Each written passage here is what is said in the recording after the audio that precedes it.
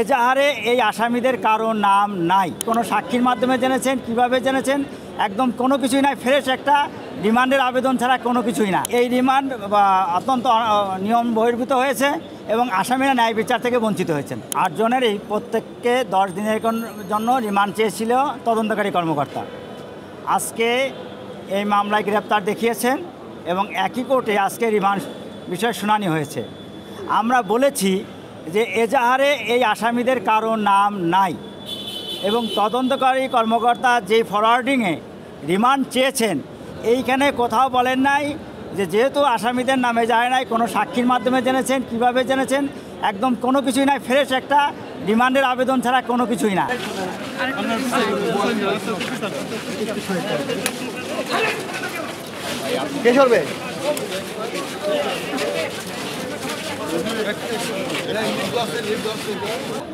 এইরকম একটা আবেদনের পরিপ্রেক্ষিতে রিমান্ড দেওয়ার কোনো কারণ নাই।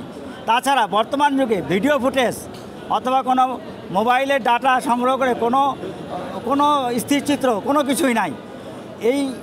এই সমস্ত ক্ষেত্রে যেহেতু দরখাস্তকারী আসামিরা বাংলাদেশের পরিচিত মুখ, সেখানে গেলে সে তখনই তাৎক্ষণিকভাবে জিনিসটা জানা যেত।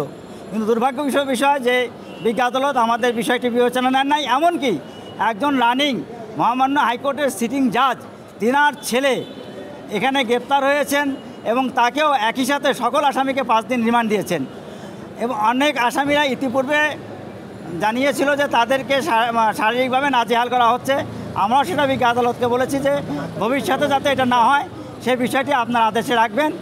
এবং আসামিরা শারীরিকভাবে অসুস্থ, মহামান্য হাইকোর্টের উচ্চ আদালতের যে সিদ্ধান্ত আছে সেই বিষয়েও আপনি আপনার নির্দেশনা দিবেন। বিজ্ঞ আদালত মহামান্য হাইকোর্টের নির্দেশনা মেনে 5 দিনের রিমান্ড দিয়েছেন। আমরা মনে করি এই রিমান্ড অত্যন্ত নিয়ম বহির্ভূত হয়েছে এবং আসামিরা ন্যায় বিচার থেকে বঞ্চিত হয়েছেন।